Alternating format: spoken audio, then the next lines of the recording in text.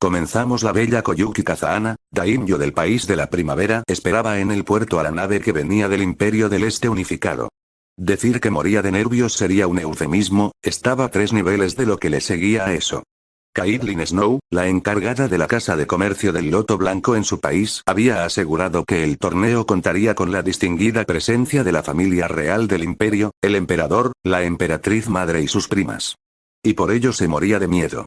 Ella sabía que ese lugar era salvaje e inhóspito, que un solo señor de la guerra lograse unificar todo ese continente le hacía imaginarse al hombre como algo salido de sus pesadillas. Por mucho que la gerente de la casa le asegurara lo contrario, en palabras de ella, el emperador era la persona más gentil y noble que ella alguna vez hubiera visto y que tampoco era el monstruo que posiblemente imaginaba, al contrario, el emperador era sumamente guapo y galante. Además de la daimyo, al emperador lo esperaban Tsunade, su asistente Shizune y la propia Caitlin, que era el blanco de las miradas de todos por su atuendo. La mujer era una joven en sus 28 años, de ojos cerúleos, cabello plateado de figura espigada, lucía una falda azul marino corta, zapatillas abiertas a juego, medias negras y un top azul celeste que dejaba al descubierto su vientre plano.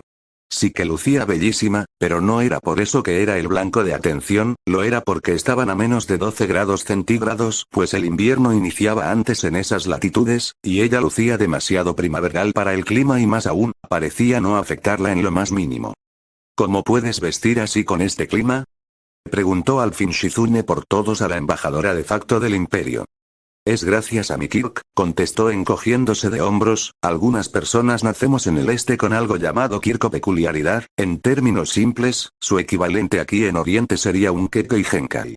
Mi Kirk me permite soportar temperaturas gélidas como si fueran estivales y utilizar el hielo. Como el fenecido clan Yuki. La respuesta sí que sorprendió a la morocha y a su mentora, vaya que el este tenía mucha sorpresa bajo la manga. No pasó mucho de esa explicación, cuando todos oyeron los poderosos motores del helicarrier encima de sus cabezas, efectivamente miraron al cielo y vieron a 1 kilómetro de distancia y suspendido quizás a unos 400 metros en el aire el inmenso fuerte creado tras la guerra como una base de operaciones móvil para tratar con los escasos focos de insurrección y también para ayudar a las zonas más devastadas por la guerra a volver a ponerse de pie. Para alivio de todos, solo usado al fuerte móvil en lo segundo. La gigantesca nave acuatizó y comenzó a navegar hasta situarse a poco menos de 200 metros del puerto, momento en el que las enormes compuertas del helicarrier se abrieron, dando paso a una fragata pequeña donde iban el emperador y su familia, junto a los peleadores del torneo. Tras todo el show mostró a la actriz y sus acompañantes, 10 minutos después, el emperador bajaba de la embarcación en compañía de su familia. Todos vestían ropa no muy ostentosa en color rojo, pero además de ello, todos usaban una máscara con temática animal, siendo un zorro para el emperador y la emperatriz, una serpiente para una de las dos jóvenes que venían con él y la otra usaba una máscara de caballo. Su Alteza, es un honor estar en su presencia, saludó Kouyuki haciendo una caravana al que posiblemente era el hombre más poderoso del mundo. El honor es todo mío, Su Alteza, correspondió el gesto el monarca, haciendo también una reverencia, su voz sonaba distorsionada, algo sobre lo que no quiso indagar la daimyo. Le presentó a mi amiga y directora del hospital de esta capital, Tsunade Senju, presentó a tan famosa médico la daimyo. Tsunade Senju, un médico de tal reputación que Yachiru Uno Hana siempre ha deseado conocerla, bueno, creo que podría arreglar eso alta estima por el emperador, lo que le daba una buena espina a ella, a cierto pervertido, digamos que sintieron sus días contados. La emperatriz avanzó y fue presentada a la comitiva al igual que las acompañantes. Mientras ellos se iban al palacio feudal, los participantes del torneo eran conductores por Caitlin a su lugar de alojamiento. Y la belleza de corazón gélido no pudo evitar casi sentir lástima por los imbéciles de Konoha al ver la sed de sangre por la mayoría de los concursantes hacia ellos. 2 días después, inscripción al torneo. Debido al patrocinador, las reglas para este torneo han sido modificadas en gran medida, típicamente el Tenkaichi Budokai se llevaba a cabo entre 32 participantes que se escogían en una ronda eliminatoria previa, sin embargo, este año solo iban la mitad ya que la otra ya estaba cedida de forma directa a peleadores del este.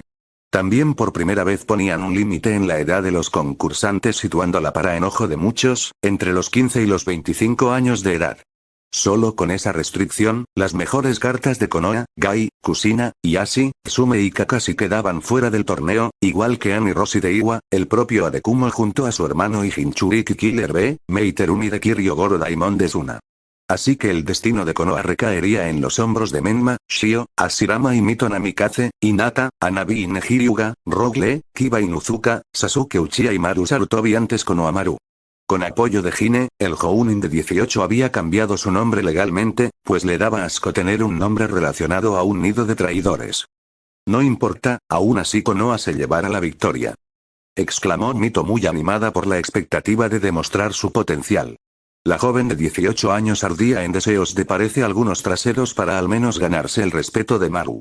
Las cosas entre la familia Namikaze y lo que quedó de los 12 de Konoha como entre ellos mismos no era nada agradable, por ejemplo, Menma era muy insistente en pedirle una cita a Hinata que lo había rechazado en todas las maneras imaginables. Parecía en cierto modo un déjà vu, pues a muchos les recordaba la situación a los constantes rechazos que el Uzumaki sufría al intentar cortar a cierta Banshee rosada. Y aún peor, hubo un par de veces en las que Hinata golpeó literalmente a una pulgada de su vida a Menma sin que éste captara el mensaje. Para desgracia de Shio y Kusina, eso ocurrió durante su combate en los exámenes Chunin del año siguiente al destierro, donde Hinata aplastado al llamado por sus padres prodigio Namikaze.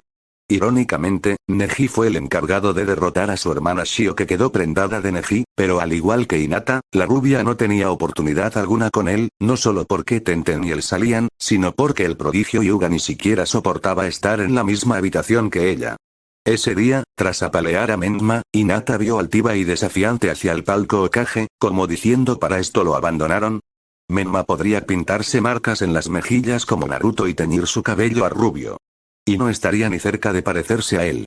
Donde Naruto era humilde, él era engreído, donde mostraba su caballerosidad, él mostraba su patanería, Naruto era tenaz, valiente y arrojado y siempre luchaba sin rendirse.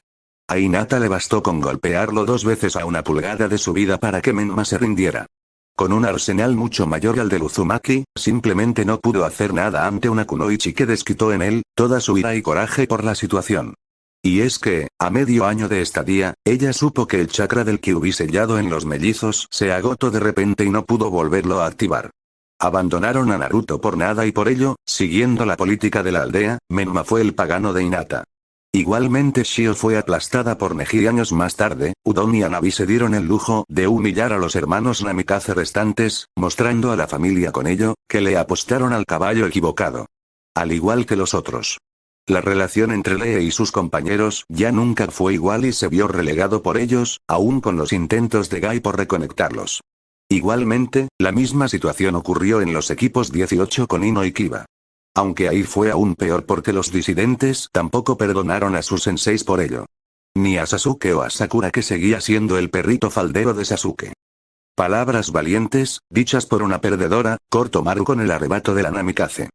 Konohamaru, esa no es forma de dirigirse a la hija del Hokage, lo reprendió Asuma. Ya te he dicho que me llamó Maru, le reviró el Jounin, y dada su racha perdedora con Moeji, no faltó a la verdad o la insulto, las cosas por su nombre. Tratando de no hacer una escena, el grupo fue al registro donde se llevó a cabo sin incidente alguno, por lo cual la extensa comitiva se separó para buscar un lugar donde alojarse. Al día siguiente, los inscritos en el torneo se prepararon para ir a competir, todos llegaron temprano a la arena donde se llevarían los combates preliminares a cabo, una vez dentro, una muy bonita morena de ojos verde agua, les explicaría las reglas, la joven llamaba la atención por llevar una gorra roja con el logo de la casa comercial del Loto Blanco, adornada por 2 orejas de gato marrones al igual que su cinturón a juego, simulando ser una cola alrededor de su cintura. Muy bien, este año tenemos récord de asistencia, informó la muchacha, por lo que trataremos de agilizar los combates, chasqueó los dedos y rectificó, cierto, antes que nada, soy Cassandra y seré la juez principal en caso de controversia, por ello, para evitarlo, quiero que entiendan las reglas. Los combates tendrán un límite de tiempo de 10 minutos, en caso de no haber un ganador, ambos serán eliminados, las protestas no se hicieron esperar, pero ellas las acalló, también se prohíbe el uso de Keke y Genkai, más protestas se hicieron sentir, y obviamente nada de armas o jutsu. También, aunque no está penalizado, les pedimos que no maten. Por lo demás, si su adversario se rinde, cae de la plataforma, queda inconsciente, sus lesiones le impiden seguir o es atrapado haciendo trampa, queda fuera del torneo. Aunque seré juez, solo será en casos donde realmente sea difícil determinar algunos factores, como la trampa, pero por lo demás, las eliminaciones son inapelables. Todos asintieron en comprensión, sí que sería difícil ganar solo su lugar en el torneo. Ahora, los iremos sorteado por el orden en que se registraron, en uno de los 8 bloques para los combates, solo los 2 finalistas de cada bloque pasarán a la ronda final, donde por el orden del bloque, se les asignará un número, los ganadores del bloque 1, son los finalistas 1 y 2, hasta llegar a 16. Una vez hecho eso, el día del torneo, serán emparejados para luchar contra el peleador del este que haya obtenido el mismo número que ustedes, terminó su explicación y añadió, ¿dudas? Bueno, ahora iremos sorteando en qué bloque irán participando y buena suerte a todos. Al ser 328 participantes, la ronda previa se llevó en 5 días, en los cuales todos los oriundos de Konoha la pasaron mal. Y es que, eran la comidilla tanto de los jueces de cada bloque, como de los peleadores y en general de la ciudad misma. En el hostal donde se quedaron a dormir les cortaban el agua y la luz, y en los restaurantes les negaban el servicio y donde finalmente los decidieron atender les cobraban triple, haciendo pensar al matrimonio Namikaze, como hizo su hijo para soportar ese trato sin enloquecer, haciendo que entristecieran más. Pero para fortuna de Konoha, demostraron que seguían siendo de los más poderosos shinobi y que seguían teniendo la especialidad del taijutsu por excelencia, pues ellos fueron la nación shinobi con más concursantes en la final, siendo el resultado de los bloques el siguiente. Bloque A, finalistas, Shizuka de la aldea Nadeshiko y Kiba Inuzuka de Konoha. Bloque B, finalistas, Shira de Suna y Mabui de Kumo. Bloque C, finalistas, Neji Yuga y Menma Namikaze de Konoha. Bloque D, finalistas, Darui de Kumo y Yugo de Oto. Bloque E, finalistas, Kurotsuchi de Iwa y Maru Sarutobi de Konoha. Bloque F, finalistas, Shio Namikaze y Rogle de Konoha. Bloque G, finalistas, Sasuke Uchiha de Konoha y Raizo de Ame. Bloque H, finalistas, Yosuke de Kiri y Sasami Yabami de Suna. Las herederas Hyuga y los Namikaze más jóvenes quedaron fuera por poco, y Nata perdió con Neji al igual que Hanabi con Lee. Para variar, Maru se dio gusto golpeando a Ashirama, mientras que Mito se confió de más y perdió en una etapa muy temprana con Shizuka, a quien ya de por sí odiaba por haber llamado a su hermano Menma patético. Hace algunos años, ella y su guardaespaldas Tokiwa, llegaron a la aldea para que el Sannin cumpliera con cierta promesa y desafió a Menma a un combate, el cual perdió. Al final, ella con desdén exigió pelear con el prodigio entrando por el Sannin, Naruto Uzumaki y no por ese debilucho o pagar la penalización. Ocurrió a regañadientes lo último, y al saberse la promesa que el Sannin hizo, Kushina medio mató al peliblanco por hacer esa clase de promesas sin su consentimiento, de ahí que ella tuviera rencor contra la bella amazona. Virtualmente la mitad de los participantes del oeste son de la aldea, sonrió Kakashi al ver que 7 de los participantes en la ronda final eran del país del fuego, eso debía dejar muy claro a las demás potencias shinobi que Konoha seguía con vida en el juego, lástima que les tocará enfrentarse entre algunos de ustedes en una ronda previa. Aún así, a mí me preocupa más el ver contra qué clase de sujetos pelearán, observó Shikamaru. Algunos de los luchadores tenían cierta reputación como Darui de Kumo o Raizo de Ame, pero de los del este, solo tenemos rumores y nada más. Cierto, desdeñó las preocupaciones del Nara el más joven de los hermanos Namikaze, pero mientras mis hermanos estén peleando, se llevarán el torneo. Ja, qué buena esa, río muy divertido Maru, Shizuka está participando también y ella apaleó a tu dulce hermanito, yo no contaría con ellos francamente. Maru, ya estoy comenzando a hartarme de ese desdén a mis hijos, fue franca Kushina que al ser la esposa del Hokage, fungía como la líder de la comitiva, no sé qué clase de modales te inculcó Hine, pero yo te enseñaré algunos si no. Si me va a enseñar a abandonar como basura a mi familia, puede ahorrarse la charla, le la pido verbalmente el Sarutobi, solo me he limitado a hablar con la verdad, tenemos más posibilidades de ganar Neji, Rogle y yo de las que sus hijos tienen. Ya que el taijutsu es nuestra principal especialidad. Y era cierto, aunque su clan no se basaba en ese arte, él renegaba de sus tradiciones por abrazar la traición y actuar hipócritamente. La voluntad de fuego de la que su abuelo hablaba, no hubiera consentido que no 1, 2 Hokages llevaran al matadero a un inocente como lo hicieron, por ello, aunque sabía jutsus elementales, se abstenía de usar los creados por su clan, y entrenando con Neji, logró hacerse un muy buen maestro en los estilos de mono y ebrio de su clan en taijutsu. Ante el gancho verbal, Kushina se calló, de nuevo. algo que tristemente era una costumbre que se estaba arraigando, sobre todo con los que sí habían apreciado a Naruto. Bueno, propongo que celebremos esto, intentó disipar el Sannin el momento incómodo, acabó de cobrar unas regalías y aunque somos muchos, de menos debe haber un puesto de comida donde podamos celebrar. Sí que dolía en el orgullo decir eso, debido al trato que les daban, no dudaba que ese dinero se les iría como agua, de ahí que si quería ahorrar algo, celebrarán así. En una audiencia a regañadientes con la daimyo para quejarse de ese abusivo trato, ella solo les dijo que les estaban haciendo sentir en casa, pues ese era el modo de tratar a los héroes en su aldea, por lo que no les quedaba más que aguantar las vejaciones si deseaban llevarse los 200 millones a casa. Hablando de audiencias, todos se habían enterado que el emperador había llegado un día antes de iniciada la ronda previa, para visitar a la casa comercial y pasear junto a sus allegados por el país. Obviamente, no faltó nadie que no tratara de obtener una audiencia, pero todas fueron negadas. Si concedida una, debía conceder todas y ellos venían al oeste a disfrutar del torneo y a ver a sus súbditos y punto. Hasta donde los espías del Sannin y en general, los demás sabían, incluso Kozuki no había hablado con él del más insignificante asunto comercial entre ambas naciones. Y eso que era ella la anfitriona, pero dado que el emperador era el hombre más poderoso del mundo, la mayoría sabía que era mejor no importunarlo. Si supieran por qué no habían hablado de ello. Palacio feudal, 8 noches atrás. La daimyo invitó al emperador y a la familia real al igual que a los participantes del torneo a una cena de gala donde todos comieron y la pasaron en grande. A dicha cena también fueron los encargados de la casa de comercio, pues además de Kadlin, había dos encargados más, Víctor Fries que venía con su esposa Nora y Bobby Drake que al igual que Víctor vestían al llegar, ropa en exceso primaveral, a diferencia de Nora. Ya que le habían explicado lo de los Kirk, la feudal infirió que por eso vestían así y que ese era el motivo de que fueran los encargados de la casa. El sistema que repelía el frío lo dejaban descansar desde finales de septiembre hasta mediados de enero, volviendo el frío al país, frío que ellos soportaban como si nada. Curioso para ella que mandase a personas capaces de soportarlo para que fueran los mandamás en su sucursal. Eso hablaba bien del emperador en su libro. La cena transcurrió con calma y los peleadores se fueron a su hotel a descansar del largo viaje.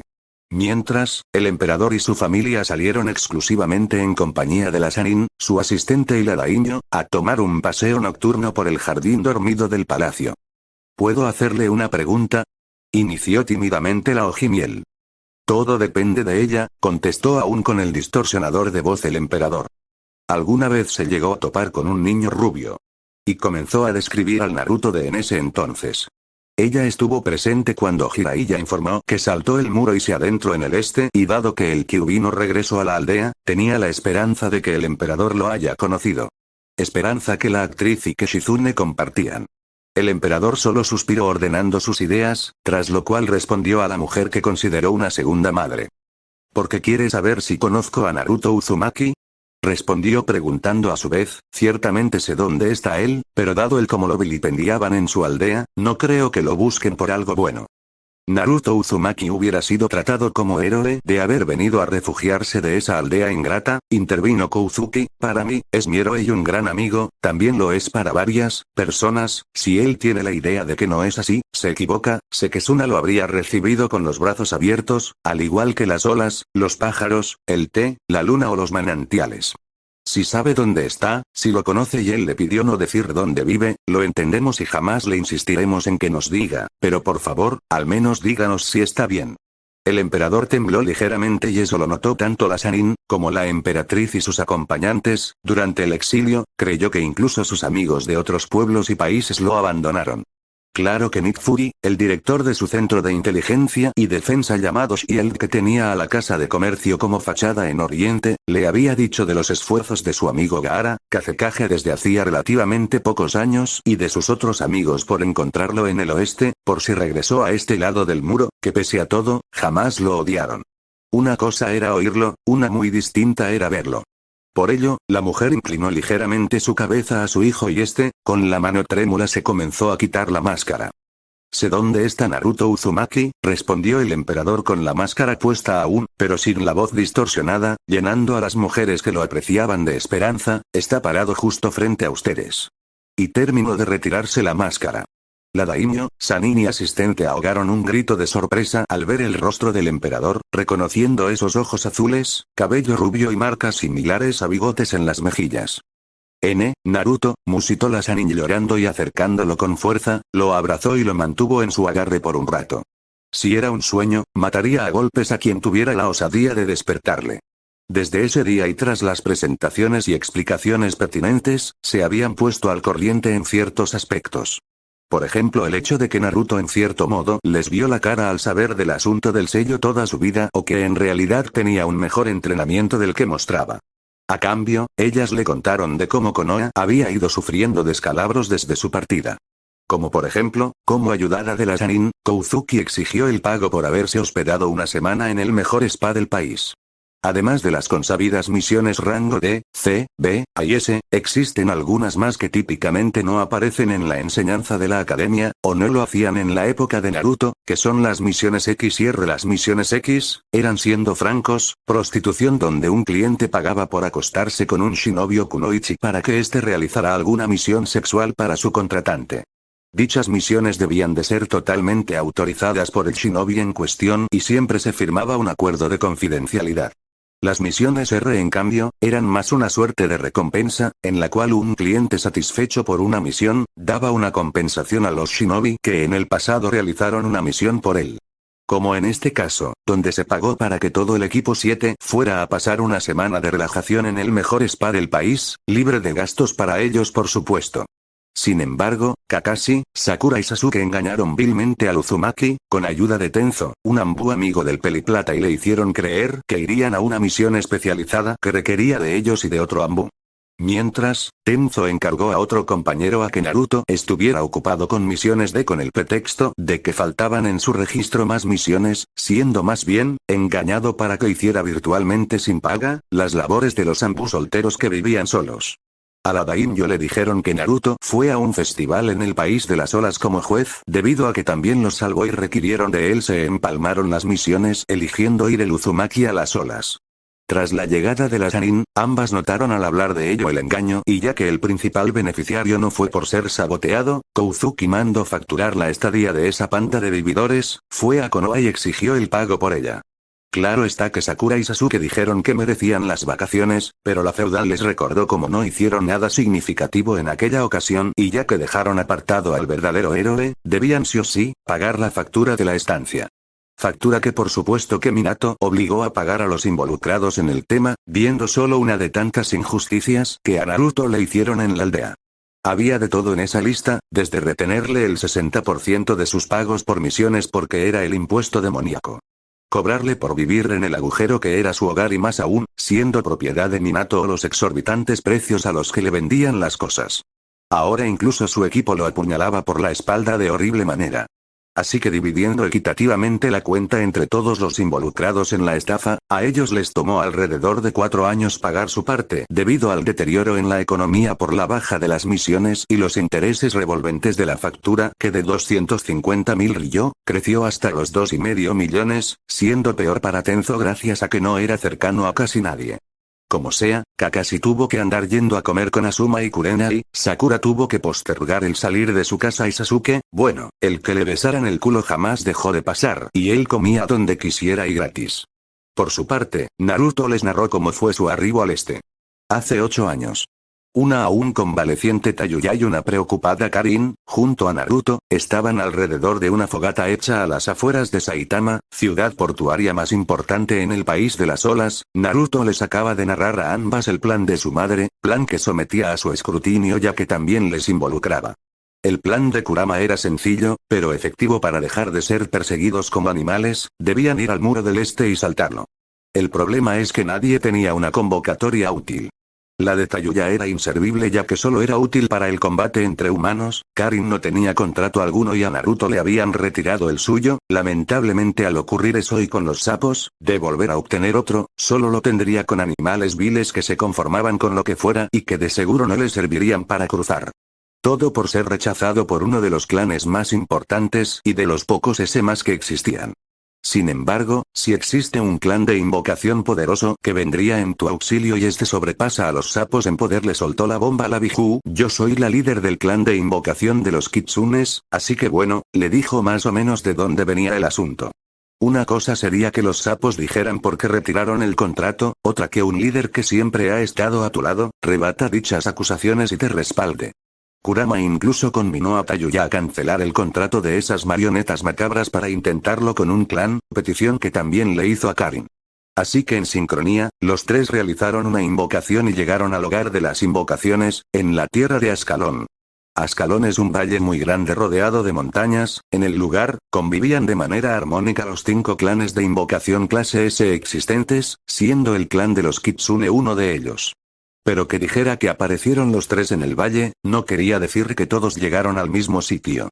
En realidad, fueron separados y cada uno apareció con un clan acorde a cada uno de ellos. Con Tayuya. La Uzumaki Bokazas llegó a una caverna profunda donde se sintió rodeada por varios ojos expectantes que le miraron en cuanto llegó. ¿Cuál es tu nombre, jovencita?, preguntó una voz profunda que provenía de un par de ojos ámbar que refugian en la oscuridad. Soy Tayuya Uzumaki, se presentó la joven a la voz. Hice una convocatoria para obtener un contrato con un clan y aparecí aquí. Y sin embargo, tienes el hedor de Orochimaru en ti, observó el ser, saliendo de las sombras. Era una enorme serpiente verde jade que hacía parecer a Amanda, líder de las serpientes y principal convocatoria de Orochimaru, como un alfeñique. ¿Querrías explicarte? Y no viendo por qué mentir, contó su vida, como shinobi de raíz asesinaron a su madre Rusana y a su padre y como para sobrevivir, tuvo que servir a Orochimaru. Como pese a todo, jamás arrebató una vida y una inocente menos, y que ahora que tenía familia nuevamente, haría todo lo necesario para protegerla. Durante el relato, todos miraron con simpatía a la Uzumaki Bokaza, mientras su líder meditaba la historia. Finalmente decidió dar un veredicto. Bienvenida al clan Tayuya Uzumaki. Con Karin. Karin apareció a las orillas de una suerte de villa donde podía oír risas y cantos. Ella había aterrizado sobre una pila de heno, así que, creyendo que de alguna forma apareció en una granja, quiso pedir indicaciones para así tratar de contactar con sus primos. Pero lo que vio la dejó impactada. Una pony rosada estaba tocando de manera muy hábil una polka con varios instrumentos a la vez haciendo el número de hombre orquesta. Alrededor de ella varios pegasos, unicornios, ponillas y 3 criaturas entre unicornio y pegaso reían alegremente, hasta que una de ellas, notó a Karin, haciéndolo saber al gritar. Hola, saludó tímidamente la Uzumaki. A todos los presentes se les iluminó la cara, en especial a una bella criatura de crin etérea con los colores del arco iris y que tenía un sol tatuado en sus costados.